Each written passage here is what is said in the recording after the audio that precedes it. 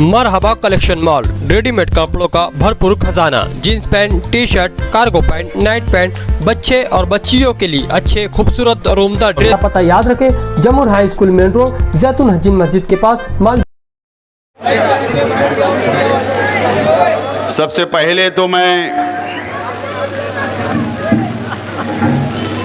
20 नवंबर को जो महाराष्ट्र असेंबली का चुनाव हुआ, मैं अहिल्यान शहर का जिन लोगों ने मुझे वोट दिया और जिन लोगों ने वोट नहीं दिया, ऐसे तमाम ही अहिल्यान शहर का मैं शुक्रिया अदा करता हूं और तमाम ही हमारे कार्यकर्ताओं का, जिम्मेदारान का, मुकर्रिर हजरात का भी शुक्रिया अदा करता हूं कि आप लोगों ने मेहनत की, जद्दोजहद की, इलेक्शन को आप लोगों ने बेहतरीन अंदाज में आप लोगों ने लड़ा और अल्लाह का करम है कि 1 लाख तकरीबन 10,000 वोट हम लोगों को मिली और ये आप लोगों की मेहनत का नतीजा है, कार्यकर्ताओं की मेहनत का नतीजा है और मैं ये पूरा क्रेडिट मेरे तमाम ही कार्यकर्ताओं को देता हूं। और साथ ही साथ वो तमाम ही मासूम बच्चों को भी मैं क्रेडिट देता हूं। यकीन जानो, जो माहौल इलेक्शन का हमारे हक में बनाने का जो सबसे बड़ा हिस्सा किसी का है, तो वो शहर के मासूम बच्चों का भी है। मैं उन लोगों को भी इसका क्रेडिट देता हूं। नतीजा आ गया, 163 वोट से हम लोग इलेक्शन हार गए। मैंने कहा था कि हम लोग इलेक्शन हारे हैं, हिम्मत नहीं हारे। हम लोग इलेक्शन हारे, हिम्मत नहीं हारे। दोस्तों, अगर आप लोग ये इलेक्शन का अगर आप लोग जायजा लेंगे, ए भैया खामोश बैठ जाओ यार, तो इनको निकाल दो। तो क्या है रे?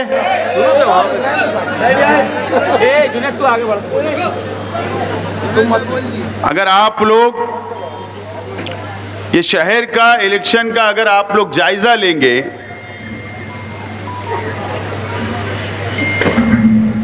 और अगर आप लोग नतीजे पे पहुंचेंगे तो आप लोग यकीनन अल्लाह ताला का शुक्र अदा करेंगे कि जिस तरीके से मेरे खिलाफ, हमारे अपने खिलाफ जिस तरीके से इलेक्शन लड़ा गया, नीचे उतरकर इलेक्शन लड़ा गया, तो आप लोग अंदाजा लगा लेंगे और अल्लाह का शुक्र अदा करेंगे कि हम लोग 1,10,000 वोट तक पहुंचे। अल्लाह का शुक्र है, इतना नीचे उतरकर इलेक्शन को लड़ा गया है। आप लोग सिर्फ वो जायजा लो और शहर की आवाम भी जायजा ले। आज हो सकता है थोड़ी कड़वी बात भी मैं बोलूंगा, हो सकता है मीठी बात भी बोलूंगा, हो सकता है कई लोगों को मेरी बात खराब लगेगी, लेकिन मुझे कई लोगों ने कहा कि मोहब्बत में और इलेक्शन में सब जायज है। बराबर है ना? मोहब्बत में और इलेक्शन में सब जायज है। इलेक्शन के वोटिंग के 2 दिन पहले कई वीडियो ऑडियो वायरल हुई, तो मोहब्बत वाली थी ना? तो लोगों ने उसको भी माना नहीं, तो इसका मतलब मोहब्बत में और जंग में सब जायज है।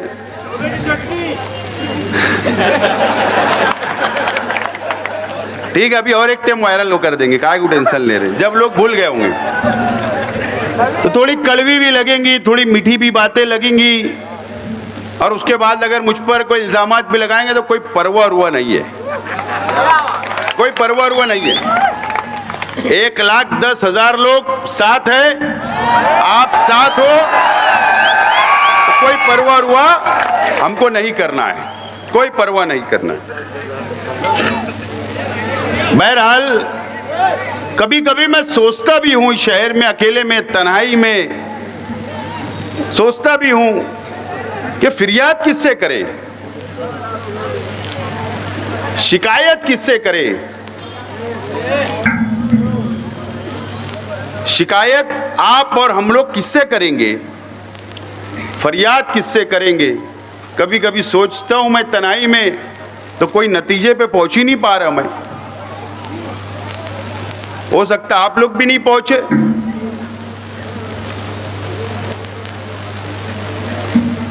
सच्चाई है, आप लोग पूरा जायजा लो इस इलेक्शन का, पूरा जायजा लो। मैं कोई मेरी भड़ास नहीं निकाल रहा, मुझे हर बिरादरी, हर मसलक, हर तबका, हर इलाका, हर गरीब, हर मजदूर, सब लोगों ने वोट दिया, उनसे कोई शिकायत नहीं है, कोई शिकायत नहीं है। लेकिन आप जायजा लेंगे तो आप लोग भी ये सोचेंगे कि सही बात है यार, हमने फरियाद किससे करना। मैंने तो सुना है कि उल्मा के पीछे चलो, उल्मा की बातों को मानो, उनके फैसलों को मानो। तकरीरें तो बहुत हुई,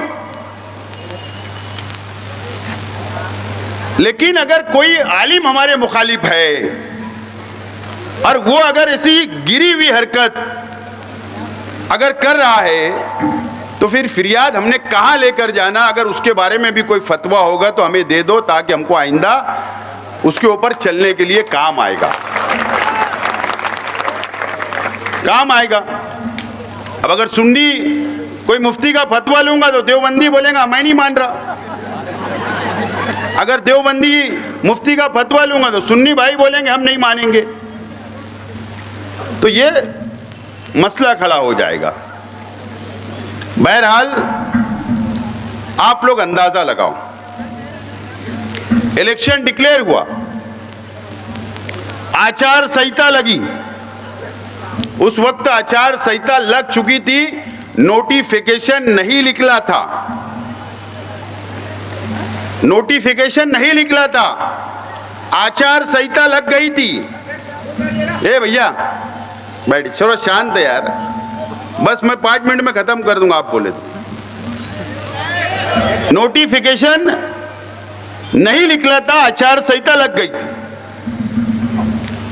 पहला हमको टारगेट करने का काम किया गया, पहला जामा मस्जिद से। मैं आपको याद दिला रहा हूं, क्योंकि आम वर्करों को, आम शहर की आवाम को, आप लोग इलेक्शन में इतने बिजी थे, आप लोग काम में लगे हुए थे, शायद आपकी नजर वहां तक नहीं गई। जामा मस्जिद से आज के उम्मीदवार, आज के एमएलए जो जामा मस्जिद के इमाम हैं, उन्होंने क्या कहा, दर्स कुरान में, मस्जिद के मिंबर के आगे दर्स कुरान चल रहा है, मस्जिद में कुरान शरीफ अल्लाह की किताब सामने है। किसी ने सवाल किया तो क्या कहा कि शेख रशीद फटी हुई कमीज पहनकर आया था, खालिद हाजी का नाम लिया गया। बोले उनको तो बताता हूं, या और क्या क्या उन्होंने कहा, और बोले जलसे में बोलता हूं ना, दर्स कुरान में, मस्जिद में कुरान सामने है, अल्लाह का घर है, वहां पर नानी का दूध याद दिला दूंगा। मस्जिद के अंदर बोला गया, उस मस्जिद में हमारा भी हक है, मैं भी मुसलमान हूं, मेरा परिवार भी, मेरे कार्यकर्ता भी वहां नमाज अदा कर सकते हैं। किसी की एक की प्रॉपर्टी नहीं, किसी की ट्रस्टों की प्रॉपर्टी नहीं है, लेकिन वहां बोला गया, उसका इस्तेमाल वहां से शुरू किया गया, जामा मस्जिद का इस्तेमाल। उसके बाद 2 या 3 दिन के बाद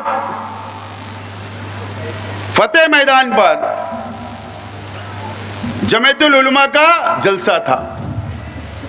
अब जमीयतुल उलमा, पहले तो मैं बात पूरी करता चलूं कि जामा मस्जिद के ट्रस्टियान से आज भी मेरा सवाल बाकी है। अगर जामा मस्जिद के ट्रस्टियान अगर बोलेंगे तो एक वक्त लेकर मैं हर जामा मस्जिद के ट्रस्टियान के घर पर भी आ सकता हूं, और मैं सोच रहा हूं कि जाना भी चाहिए, जाना भी चाहिए। क्यों नहीं जाना चाहिए? जाने का जिया हकीम साहब हो या और कोई ट्रस्टियान हो, मैं सोच रहा हूं जाना चाहिए कि भाई जवाब हमको तो दो।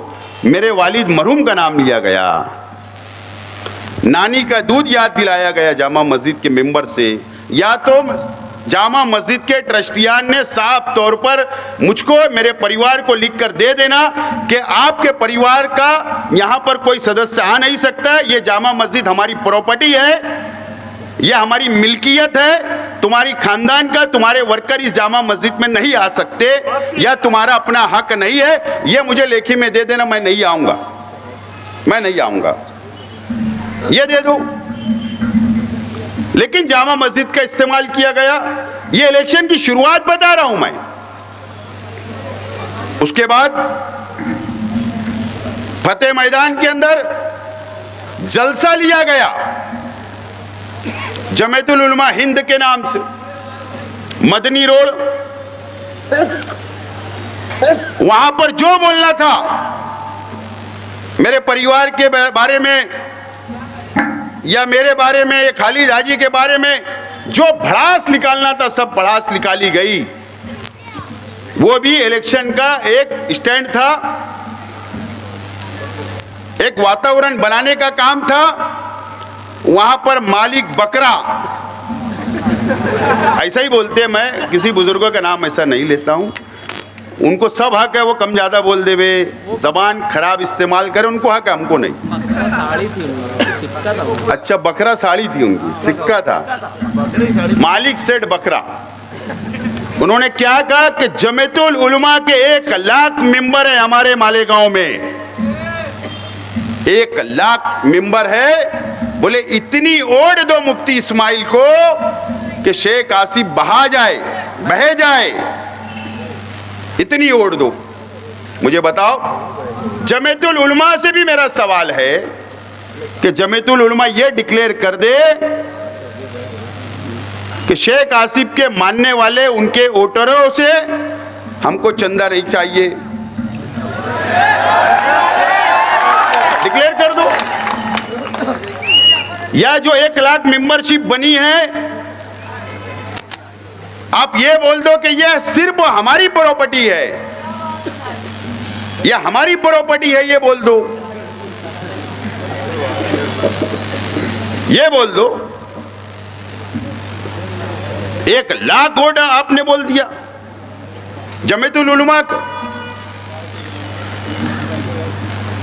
मजहबी तंजीम है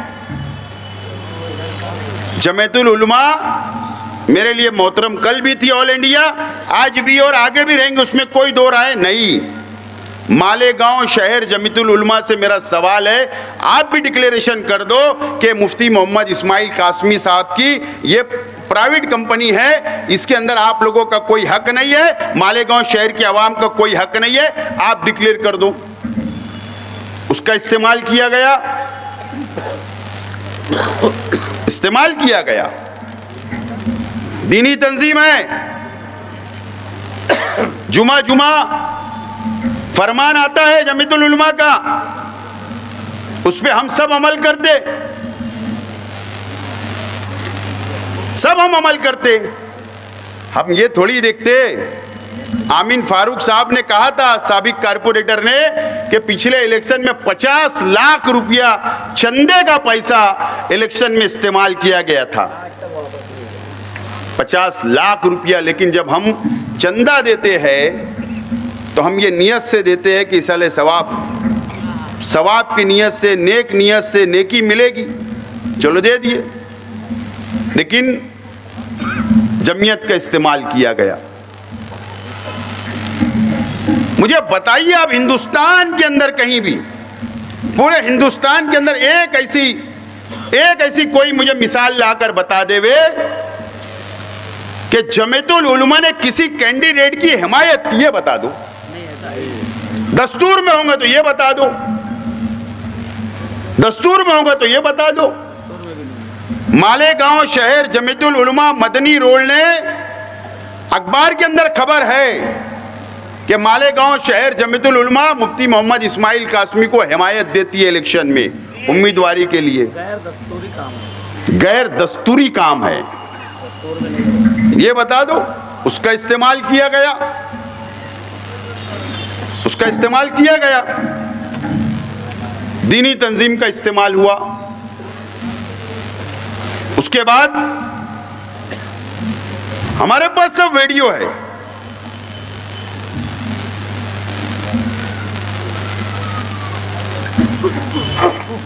मोहतरमा राफे आपा साहब का एक पंपलेट है, भैया कुछ बताते नहीं, वोट देकर सवाब हासिल करे।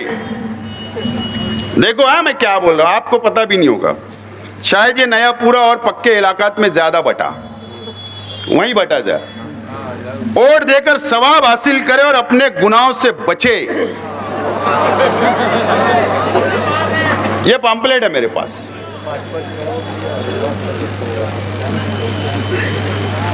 मां बहनों से भी खास तौर पर अपील की गई, वोट देना क्यों जरूरी। पहला सवाब, वोट एक कसम की, एक किस्म की गवाही है, पहला सवाब। दूसरा सवाब, वोट देना एक सिफारिश भी है। तीसरा सवाब, वोट देना एक जिम्मेदारी भी है, जिम्मेदार बनाना भी है। पैसा लेकर वोट देना हराम भी है। ये पंपलेट राफे आपा साहिबा ने तकसीम की। एक पंपलेट अपने बड़े भाई को भी दे दे। बात समझ रहे, ये भी इस्तेमाल किया गया सवाब और गुनाह के तौर से ये बताया गया।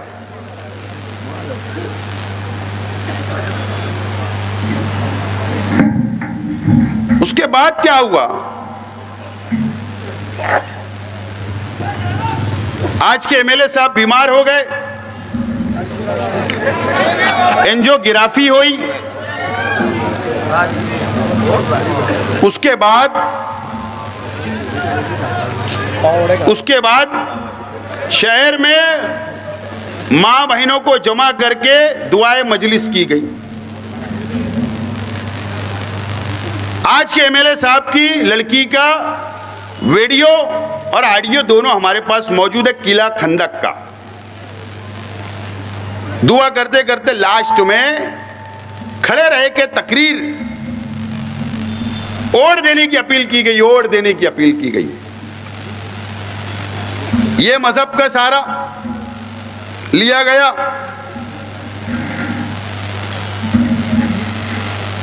और यहां तक कि यजीद बताया गया मुझको। यानी ये लड़ाई सियासी है या मजहबी है। असदुद्दीन अवैसी साहब, आप मुझको सर्टिफिकेट दोगे या मजलिस वाले मुझे सर्टिफिकेट देंगे मैं मुसलमान हूं या यजीद हूं? मुझे यजीद बोला गया रौनकाबाद के जलसे में। अवैसी साहब ने इस तरीके का इस्तेमाल किया गया, इस तरीके का इस्तेमाल किया गया। वोटिंग के दिन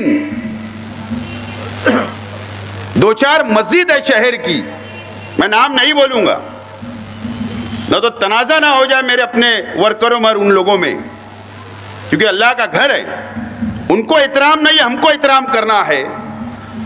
वोटिंग के दिन वहां से बैठकर बोगस वोटिंग कराई जा रही है। बोगस वोटिंग मस्जिद के अंदर से, वहां से वोटरों को स्लिप लेकर, कार्ड लेकर भेजा जा रहा था, यह इस्तेमाल किया गया। आखिरी हफ्ते में जुमा के दिन बयानात करवाए गए मसाजिद में, खुसूसी तौर पर इसका इस्तेमाल किया गया।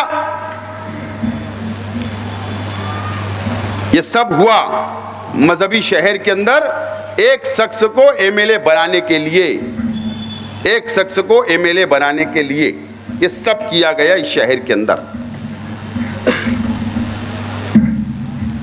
मौलाना सज्जाद नुमानी साहब हमारे बुजुर्ग आलिम दीन हैं, हमको उनका एहतराम है। सबसे पहले तो उन्होंने पूरी बीजेपी को जिताने के लिए जो बयानात दिए, इसीलिए आज महाराष्ट्र के अंदर बीजेपी की सरकार आ गई। उनके बयान बीजेपी के हर स्टेट से, हर सभा के अंदर, बड़ी और छोटी सभा के अंदर, हर मतदार संघ के अंदर, हर देहातों के अंदर सुनाए गए और हिंदू भाइयों को एक किया गया। और मुंबई के अंदर प्रेस कॉन्फ्रेंस लेकर आज के एमएलए की हिमायत का ऐलान कर दिया गया।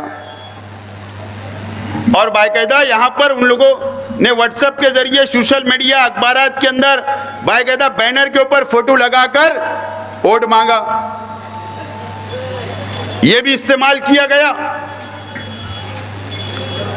और मैं आज नाम लेना चाहता हूं, चाहे मुझसे नाराज क्यों ना हो, चाहे मुझसे कोई नाराज हो ना हो, मुझे कोई परवाह हुआ नहीं है, क्योंकि ये जो वोट मुझे मिली ना, तो आप लोगों के भरोसे, मेरे कार्यकर्ताओं के भरोसे, उन लोगों के भरोसे नहीं मिली, इसलिए मुझे कोई डरना उड़ना नहीं है। आज मैं बड़ी मालेगांव स्कूल के मैनेजमेंट से मेरा सवाल है, बड़ी मालेगांव स्कूल के मैनेजमेंट से मेरा सवाल है कि अगर आपकी स्कूल के अंदर अगर बच्चों को पढ़ाई के लिए एडमिशन करवाया जाता, चाहे शहर के कोई भी वालिदैन अगर अपने बच्चों को वहां एडमिशन करवाते तो अच्छी तालीम के लिए करवाते, अच्छी तालीम मिले, अच्छी तरबियत मिले, बड़े छोटे का अदब करे, पढ़ लिख कर कुछ बने। आपकी बड़ी मालेगांव स्कूल के मैनेजमेंट से मेरा सवाल है, आपके स्कूल के टीचरों ने पेरेंट्स के व्हाट्सएप ग्रुप पर आज के एमएलए के लिए वोट मांगी गई, इसका जवाब कौन देगा? कौन जवाब देगा? यह बोला गया, न तो मैं लाकर सामने खड़ा कर दूंगा। बच्चों को बोला गया कि मुफ्ती इस्माइल को वोट देने का बोलना घर में जाके तुम्हारी माँ बाप को।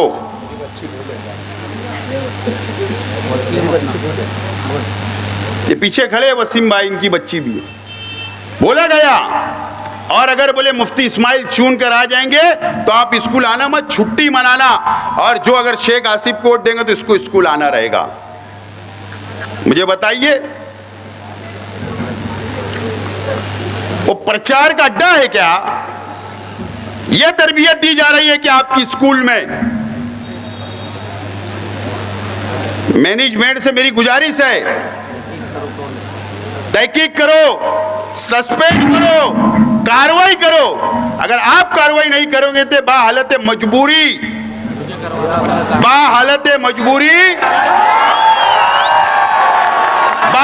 मजबूरी मुझे कंप्लेन करना पड़ेगा शिक्षण विभाग में, एजुकेशन डिपार्टमेंट में। मैं आज एकदम साफ तौर पर बोल रहा हूं। फिर सब तहकीक हो जाएगी, फिर तहकीक होगी, जब बात निकलेगी तो दूर तक जाएगी।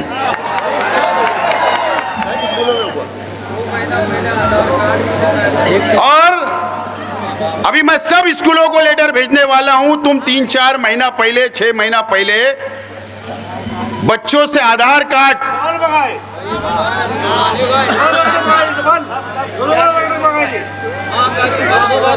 माँ बाप का आधार कार्ड, बच्चों का आधार कार्ड, डॉक्यूमेंट क्यों मंगाए गए, उसका जवाब भी देना।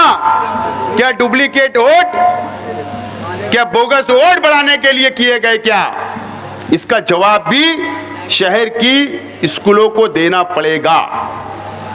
एकदम साफ तौर पर मैं रिक्वेस्ट कर रहा हूं, गुजारिश कर रहा हूं कि आप जवाब दो, आप जवाब दो। शहर के कई स्कूलों के अंदर मेरे ताल्लुक से जहर घोला गया, बच्चों के अंदर मेरी बदनामी की गई। यह तरबियत देने बच्चे को भेजते मां बाप, आप ये एजुकेशन देते हो, इसका जवाब शहर के तालीमी अदारों को देना पड़ेगा।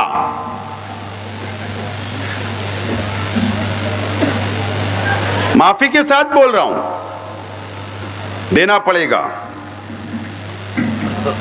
अगर आप नहीं दिए तो बाहालत मजबूरी मुझे जवाब कानून के मुताबिक मांगना पड़ेगा, कानून के मुताबिक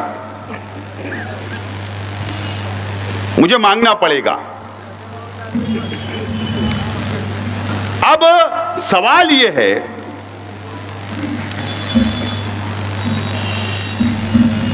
पोलिंग के दिन टेबल लगाकर शहर के कई इमाम, कई बोल रहा हूं, बहुत पूरे नहीं मैं बोल रहा हूं, माफी के साथ चंद इमाम, अगर कोई मुझसे सवाल करेगा तो मैं फोटो देने के लिए तैयार रहूंगा, गमछा डालकर, पंपलेट स्लिप हाथ में लेकर पंपलेट तकसीम करते हुए, ये करते हुए प्रचार करे। ठीक है, उनका जमहूरी हक है, मैं मानता हूं, हर इंसान को अपना जमहूरी हक है, रोड के ऊपर, रास्ते के ऊपर निकलकर वो वोट मांग सकते हैं, किसी लीडर के साथ में प्रचार कर सकते, हिमायत कर सकते। लेकिन मेरा सवाल है, अगर फिर वही इमाम अगर मस्जिद में नमाज पढ़ाए और अगर एकाध आदमी को अगर इतराज हो जाए और अगर उसने आवाज उठाई, तो फिर जाहिर सी बात है ना कि वही इमाम के पीछे नमाज पढ़ी जाती जिससे दिल मुतमईन हो। ऐसी है ना हाफिज साहब? कि अगर कोई दूसरा कुछ होगा बताओ, मेरी बात वापस ले लूंगा। कई लोग हुआ, कई लोग हुआ। मैं आपको सिर्फ ये बताना चाहता हूं कि इस तरीके का इलेक्शन इस शहर के अंदर लड़ा गया। अब बताओ, आप और हमको मिलकर अल्लाह का शुक्र नहीं अदा करना चाहिए क्या? अब मेरा ये टोटल चीजों के ऊपर, ये तमाम ही चीजों के ऊपर, अब मैं बताओ मैं किससे सवाल करूं? फिरियाद कहां लेकर हम जाए? कौन इसको रोकेगा? कौन रोकेगा मुझको बताओ। अब मैं तो बहुत हैरान हूं कि कौन रोकेगा। आप भी सोचो ना, रोकेगा कौन? सब कुछ तो इस्तेमाल हो गया। तंजीमें मजहबी, मस्जिद, दीनी तंजीमें, जमियत, जामा मस्जिद, स्कूलें, आपस सब इस्तेमाल हो गया, सब। आप मुझे बताओ, हम फिरियाद लेके कहां जाए? अब मेरा सवाल है, अब मैं तो कई टाइम बोल बोल कर मैं तो मायूस हो चुका हूं। इससे पहले भी मैंने कहा, बहरहाल उम्मीद है शहर के उलमाओं से, जो गैर सियासी है, जिनके अंदर तकवा है, परहेजगार है, जो दीनी तंजीमें चलाते, जो उलमाओं की तंजीम चलाते, तमाम ही लोगों से मेरी हाथ जोड़कर गुजारिश है कि उसके ऊपर हमारी रहनुमाई करे, रहनुमाई हमारी करे। ठीक है, अगर हमारे इलेक्शन पीरियड के अंदर, प्रचार के अंदर कोई गलती हो गई होगी हमारे मुकर्रिर से, मुझसे, तो मैं खुला माफी मांगता हूं आप लोगों से। लेकिन ये जो बातें हुई इस पे कोई रहनुमाई करेगा, आप मुझे बता दो कौन रहनुमाई करेगा? ये सवाल मैं छोड़ रहा हूं शहर के सामने, संजीदा लोग के सामने, ये शहर मुसलमानों के सामने, आप लोगों के सामने मैं छोड़ रहा हूं, शहर के आवाम के सामने। बहरहाल सियासी तौर पर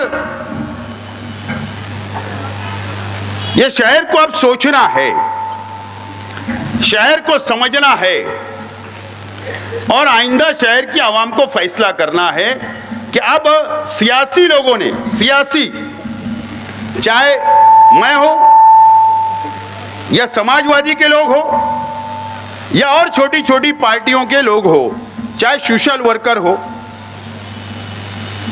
मुझे बताइए कि शहर क्या फैसला करता है।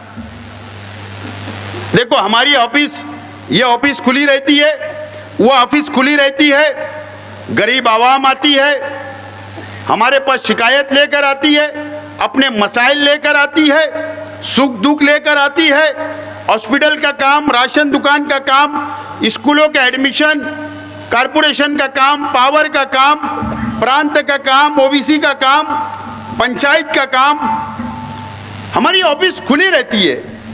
ये ऑफिस तो 24 घंटा खुली रहती है।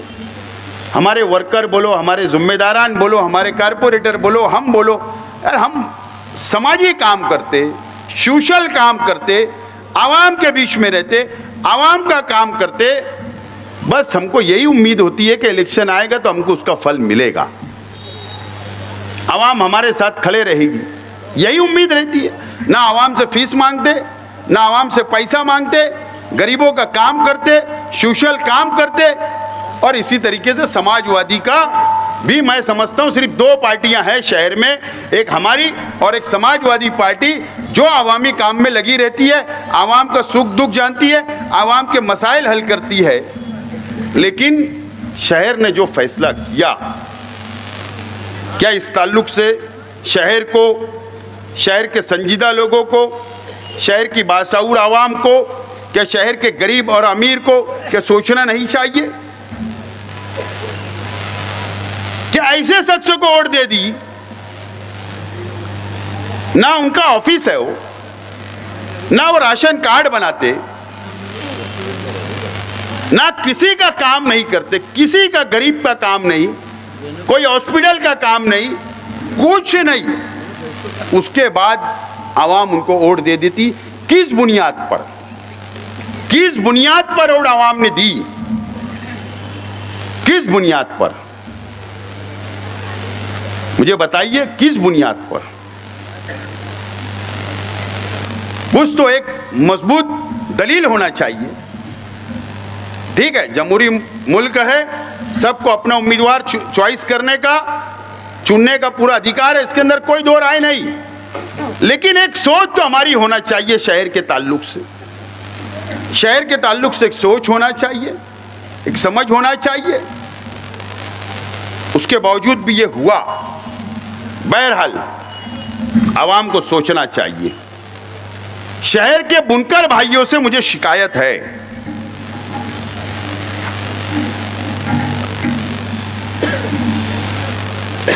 %75 बुनकर भाइयों से शिकायत है, 75%, 25% से नहीं।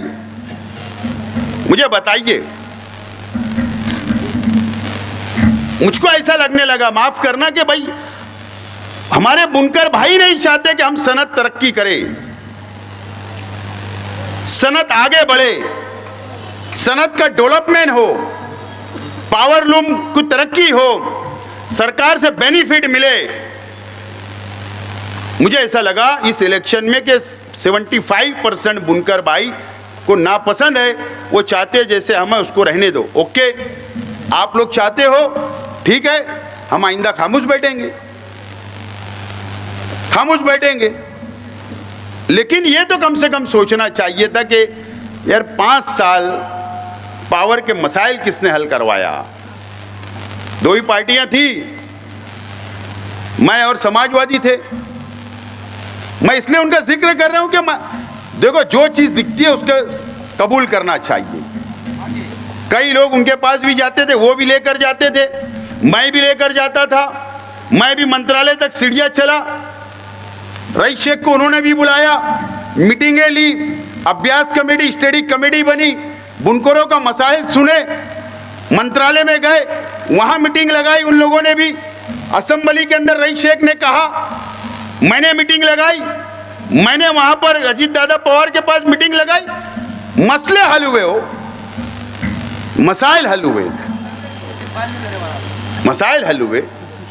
मुझे बताओ, ठीक है, मुझे भी तो 1,10,000 वोट मिला, उन लोगों के दिल पर क्या गुजर रही होगी, वो क्या सोच रहे होंगे, या उनके लीडरान जो मालेगांव के बुनकरों के लिए अबू आसिम आजमी या रईस शेख ने जो आवाज उठाई, बताओ वो दोनों एमएलए क्या सोच रहे होंगे कि जो बुनकर शहर से, पावरलूम सिटी से के ताल्लुक से हमने वहां आवाज उठाई, आज हमारी पार्टी को इतना कम वोट मिला, क्या सोच रहे होंगे मुझे बताइए। हमने उनका हक अदा नहीं किया, ना मेरा हक अदा हुआ। बताओ कि यही हमारी शरीयत है, यही तहजीब है, यही हमारा किसी का शुक्रिया अदा करने का यही तरीका है। जो आदमी ने कुछ नहीं किया, 5 साल कुछ नहीं किया, किस बुनियाद पर वोट बुनकर भाइयों ने भी दिया, मैं भी सोच रहा हूं, समझ रहा हूं। बहरहाल शिकायत जरूर है और वो शिकायत रहेगी। बहरहाल ये बात पे तो, नतीजे पे तो पहुंचा हूं मैं कि बुनकर भाई भी ये शहर की सनत को तरक्की नहीं चाहते, नहीं चाहते, नहीं चाहते। ये बात भी मैंने नतीजे पे मैं पहुंचा हूं। बहरहाल ये तमाम ही चीजें, ये शहर को बहुत संजीदगी से फैसला करना है, समझना है और आगे बढ़ना है। ये बात आप लोगों को, हम लोगों को समझना है। देखो, महाराष्ट्र के अंदर बीजेपी की सरकार बन रही है, 137 एमएलए सिर्फ और सिर्फ बीजेपी के साथ है। बीजेपी के 137 सरकार बनाने 145 एमएलए लगते हैं सिर्फ, वजीर आला बनने, सरकार बनाने सिर्फ और सिर्फ 145 एमएलए जिसके साथ रहेंगे उसका वजीर आला रहता, उसकी सरकार रहती है। 137 पहुंच चुके हैं। राष्ट्रवादी कांग्रेस अजीत दादा पवार साहब के 41 एमएलए मिला लो, शिंदे साहब के 57 एमएलए मिला लो, कहां आंकड़ा गया, कहां पर आंकड़ा चला गया? 238 या कुछ 36, 236 की मेजॉरिटी, फुल बम्पर मेजॉरिटी के अंदर सरकार बनने जा रही है। बम्पर मेजॉरिटी में सरकार बनने जा रही है। एक एमआईएम, 2 समाजवादी, कांग्रेस के 3, कांग्रेस के कुछ 10 या 12 है, 16, उद्धव ठाकरे के 20, राष्ट्रवादी शरद पवार साहब के 10। ये 3-4 पार्टियां भी मिलाकर 50 का आंकड़ा क्रॉस नहीं कर रही, 50 भी नहीं हो रहे। अपोजिशन लीडर भी नहीं बन रहा है। 5 साल अपोजिशन लीडर नहीं रहेगा महाराष्ट्र के अंदर, जो आवाज उठाए, आवाज। बिना अपोजिशन लीडर की सरकार बनने जा रही है, बिना अपोजिशन लीडर की। यह क्यों हुआ, यह आप लोगों को समझना है, महाराष्ट्र के मुसलमानों को समझना है, इस शहर के मुसलमानों को समझना है। इस तरीके की सरकार आ रही है। अब नुमाइंदगी कौन करेगा, तामीरी काम कौन करेगा, कौन तामीरी काम करेगा? यह शहर को और महाराष्ट्र के मुसलमानों को सोचने का वक्त आ गया है। बहरहाल मैंने सुना कि आज के एमएलए साहब सरदार नगर की उनकी ऑफिस के ऊपर पुलिस को दम दे रहे थे।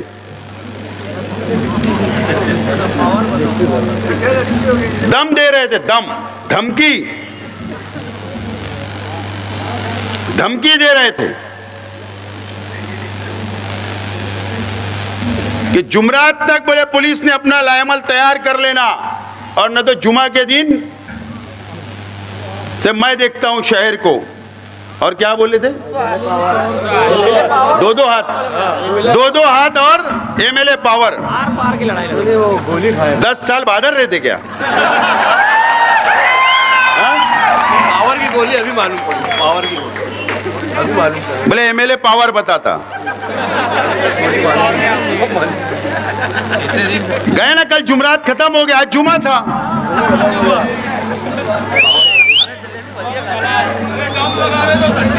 पुलिस को धमकी देना मुझको और मेरे वर्करों को याद रखना, तुम्हारी धमकी से डरने वाले नहीं है।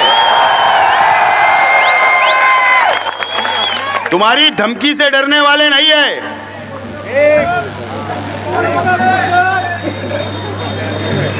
और पुलिस डिपार्टमेंट से भी मेरी रिक्वेस्ट है कि इनके लोग जो फेक डुप्लीकेट वारदातें करते हैं, जो जाफर नगर के अंदर इन्होंने किया था, मैं पुलिस से रिक्वेस्ट करता हूं कि वो प्रेस कॉन्फ्रेंस लेकर आवाम के सामने लाए कि उस शख्स को किसने उठाकर लेकर गया था, और वाजे करे शहर की आवाम के सामने कि वो फेक था कि सच्चाई उसके अंदर थी, यह आवाम के सामने वाजे करे। पुलिस डिपार्टमेंट से मेरी रिक्वेस्ट है कि नदीम फीडर का जो मामला हुआ फायरिंग का, पुलिस उसकी इंक्वायरी करे, डीप तक तहकीक करे, और मुझको शक है वो भी फेक है, आवाम के सामने ये बात भी लाई जाए, आवाम के सामने ये बात भी लाई जाए। और आज के एमएलए साहब से बोलना चाहता हूं, अच्छाई और बुराई की बात करते हो। तुमने तो मेरा चालू इलेक्शन में कबूल नहीं किया चैलेंज, कम से कम आप कबूल कर लो, या तो तुम फहरिस्त तो बता दो कि मेरे पार्टी के अंदर, मेरे मंच के ऊपर मेरे लोग ये काले धंधे करते, और नहीं तो चलो मैं चैलेंज कबूल करता, मैं बताता हूं तुम्हारे मंच के ऊपर कितने काले लोग हैं, मैं बताता हूं, शहर भी देख लेंगे, उल्मा भी देख लेंगे। मैं एक मिसाल देता हूं, देखो तकवा किसको बोलते हैं, तकवा किसको बोलते हैं, मैं एक मिसाल देता हूं तकवा और परहेजगारी के ताल्लुक से। हाफिज यूसुफ साहब थे, इंतकाल कर गए, जामनेरी पहली गली के अंदर, बहुत तकवा परहेजगार थे, बहुत तकवा था उनके अंदर, इतना परहेजगार मैंने मेरी जिंदगी में शहर में ऐसा आलिम नहीं देखा। इरफान अली साहब और शेख रशीद साहब के और हमारे घरेलू संबंध हमने वहाँ देखा। आपको पता है वो प्राइमरी स्कूल के टीचर भी थे, हाफिज भी थे, और उनकी आखिरी सांस तक उन्होंने कई लोग बच्चों को उनका हिफ्ज़ सुनते भी थे, मैंने देखा हूँ। इतना तकवा और परहेजगार उनमें था, मालूम है। वो प्राइमरी टीचर थे। 15 अगस्त है ना, 15 अगस्त की छुट्टी होती है, वो टीचर थे, तो वो 15 अगस्त की छुट्टी का पगार नहीं लेते थे। 26 जनवरी की छुट्टी रहती थी, वो पगार नहीं लेते थे, काट दिया करते थे। जुमा का दिन स्कूल की छुट्टी रहती थी, वो पगार काट के लिया करते थे। और अगर 1 घंटा या आधा घंटा भी स्कूल के अंदर वो देर से पहुंच जाए, तो जब वो पगार लेते थे महीने का, तो वो आधे घंटे का पेमेंट भी काट देते थे। बताओ मुझे, कोई है ऐसे तकवा परहेजगार? मुझे बताओ। मैंने देखा हूं कि वो कहीं पर भी जाते थे मेहमान के तौर पर,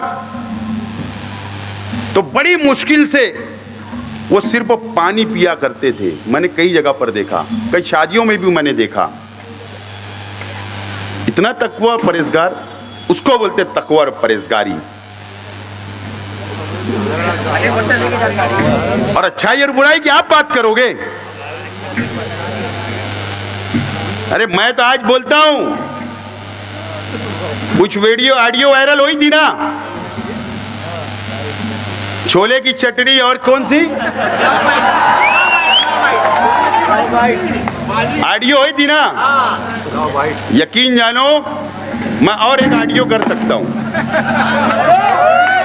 लेकिन मालूम है मैं मीडिया के सामने बोल रहा हूं। मैं आज शहर के सब आलिमों से बोलना चाहता हूं, सब दीनी तंजीमों से बोलना चाहता हूं। अल्लाह का करम है, मेरा अल्लाह गवाह है, अगर मैं वो ऑडियो रिकॉर्ड अगर वायरल कर दिया ना, तो तबलीगी जमात के एक जिम्मेदार की फैमिली का उसके अंदर नाम आ जाएगा, उनकी बेइज्जती हो जाएगी। सिर्फ इसके लिए नहीं कर रहा हूं, न तो मैं कपड़े उतार सकता हूं, कपड़ा उतार सकता हूं, लेकिन इसके लिए कि आलिमों की इज्जत नहीं जाना, तबलीगी जमात की किसी की इज्जत नहीं जाना, ये मैं एहतराम करता हूं। अगर मेरे को इलेक्शन जीतना रहता तो मैं वो ऑडियो उस वक्त तो भी वायरल कर सकता था और किसी को नंगा कर सकता था, मैंने इसलिए नहीं किया। क्या बात करते हो आप? अच्छाई और बुराई की बात, किसी की मां बेटी से ऐसी बात करोगे? शर्म आना चाहिए आपको। और अच्छाई और बुराई की बात करते हो। सिर्फ इसके लिए नहीं करता हूं, यह मेरा शहर है, यह मुसलमानों का शहर है, अगर ये शहर की किसी की भी इज्जत जाएगी तो मेरी इज्जत जाएगी, ये सोच के मैंने वो काम नहीं किया। अच्छाई और बुराई से अब न तो चैलेंज मेरा कबूल कर लो और न तो बोल दो कि तेरे पास जो ऑडियो है वो वायरल कर दे। वायरल करने के लिए तैयार हूं, आज 1 घंटे का टाइम देना। लेकिन ठीक है, सियासत अपनी जगह मैं मानता हूं, लेकिन ये तरीका ठीक नहीं है शहर के अंदर। और मैं डिपार्टमेंट से गुजारिश करता हूं, डिपार्टमेंट की भी बदनामी है अच्छाई और बुराई के ऊपर। जो ड्रग्स का, एमडी का, चरस का, गांजे का जो 2 नंबर का इल्जामात मेरे पे पूरे इलेक्शन में लगाए, मैंने जवाब नहीं दिया। हम लोग पाक लोग हैं, ईमानदार लोग हैं, हलाल खाने वाले, हलाल कमाने वाले लोग हैं। अल्लाह का करम है कि शहर जानता है हम क्या है।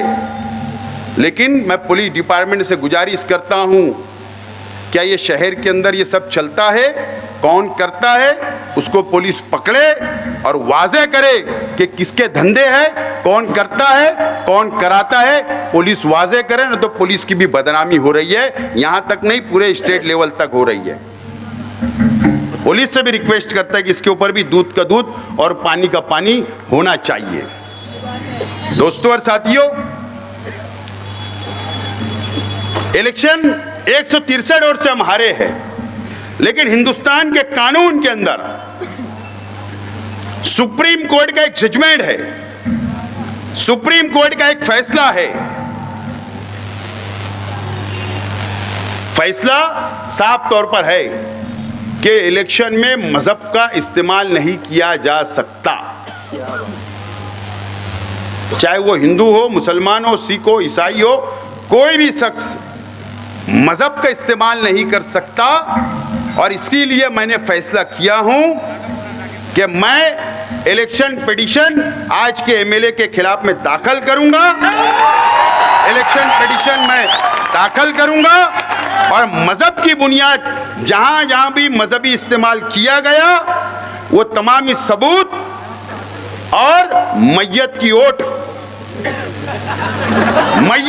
जो गिरी और कई सबूत मेरे पास है, वो सबूत के साथ आज मैं ऐलान करता हूं कि मैं इलेक्शन पिटीशन दाखिल करूंगा आज के एमएलए के खिलाफ। आज के इलेक्शन असेंबली के मालेगांव सेंट्रल असेंबली हल्का 1 से 14 के जो इलेक्शन हुआ उसके खिलाफ मैं इलेक्शन पिटीशन में दाखिल करने वाला हूं। मैंने फैसला किया हूं।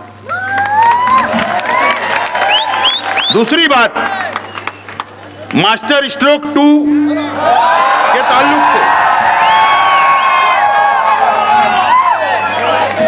ये बात तो बिल्कुल सच है क्या ऐसा है कि अब सामने से भी 2-2 हाथ करने वाली बात आ रही है? 2-2 हाथ करने वाली बात हो रही है।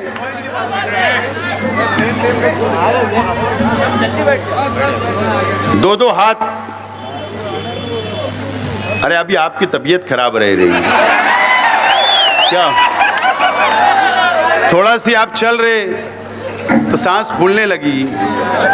अल्लाह आपको सेहत दे, तंदुरुस्ती दे, हमारी दुआ है। काहे को 2-2 हाथ की बात कर रहे? 2-2 हाथ करने वाले खुद लकड़ी लेकर चल रहे, वाकर लेकर चल रहे, आप क्या करोगे?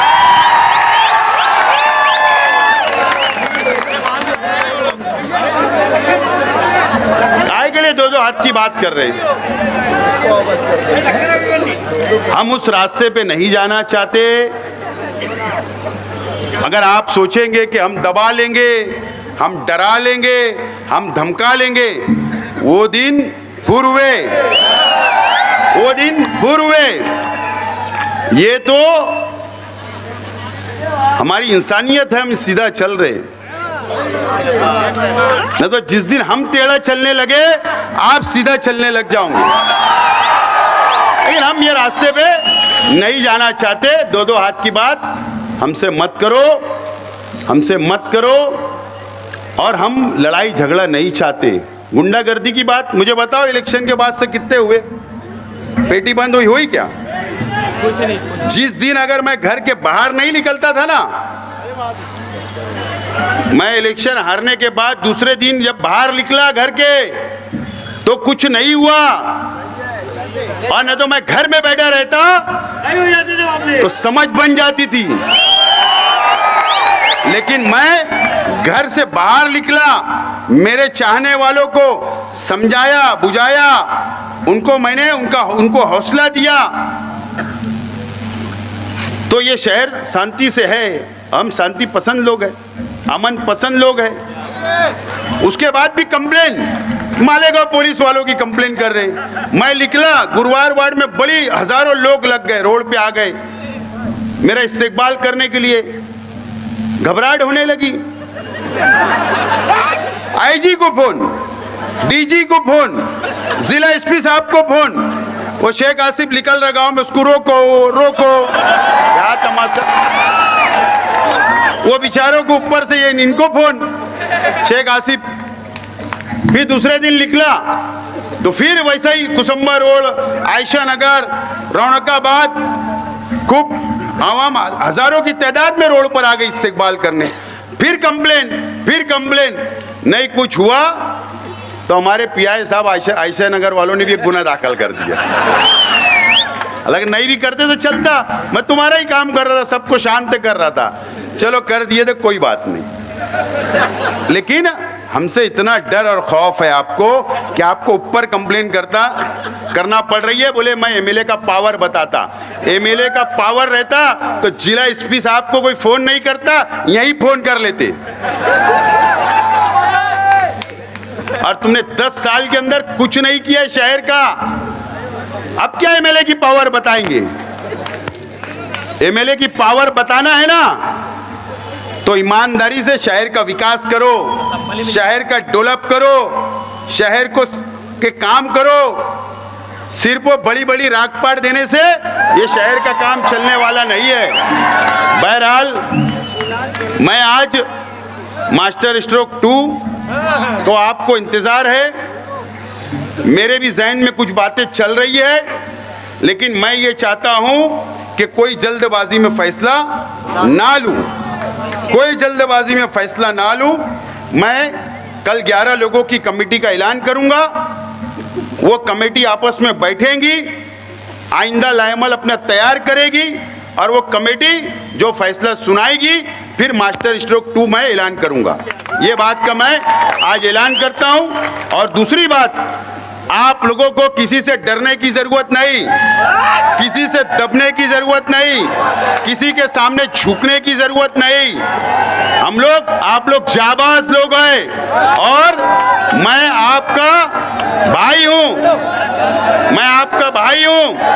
आप आपके साथ हूं, आप सिर्फ वो साथ रहो। इंशाअल्लाह आज हमारा नहीं लेकिन कल हमारा होगा और कल हम लोग लड़ेंगे और जीतेंगे। बहुत बहुत शुक्रिया।